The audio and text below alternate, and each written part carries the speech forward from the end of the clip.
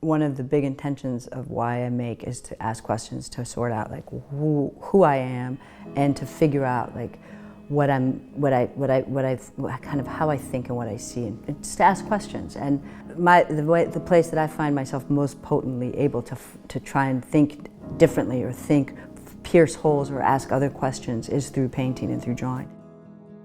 I was invited to participate in the Carnegie International in 2004. I had been in Istanbul for the Istanbul Biennial shortly before that, and there was some work that happened in this painting for the Istanbul Biennial which informed in many ways the way I started to think about the structure of the new paintings. What I became more and more interested in that took place in the drawing of that painting is that this kind of Stadia form started to become the most dominant kind of structure compositionally that I was interested in, and also socially. And then at the time there was a lot of kind of, the war was kind of in full effect, and there was this extreme kind of nationalist dynamic taking place in the country in terms of its operations in Iraq and Afghanistan. And there was this kind of rallying around the flag, not just the flag, but the rallying around these kind of ideas of nationalism. And I had been making these other paintings that just led into, very easily, I made this one painting called Congress, and that small painting really informed the triptych that then became the Stadia I, Stadia II, and Stadia III. So at the same time you had the build-up for the Olympics. So you had this kind of, there was these two things kind of happening side by side. I was thinking about, I'm always thinking about the moment that I'm in, and then also looking back as to make sense of where I come from, and like generally trying to always locate myself in time.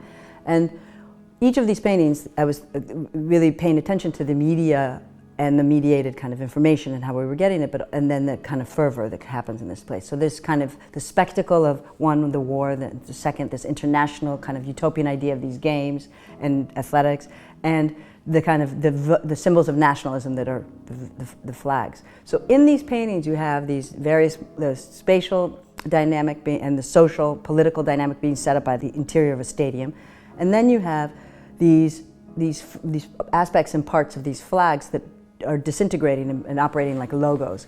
And then at the same time you have other logos that were very informative at the time, or part of the kind of commercial psyche of the time, are also kind of embedded in the paintings, as well as the logos of various news stations or broadcasting stations that were the screens by which we saw, one, the war, and two, the Olympics. And how a lot of this information was kind of being disseminated to us. So for me, I was thinking about those several things: the kind of psychological space and the space of spectacle that takes place in the stadium and actually being there, the kind of psychological space that happens when you're paying attention to this kind of mediated information, mediated war through these screens. And so I was playing with those two spaces in the paintings.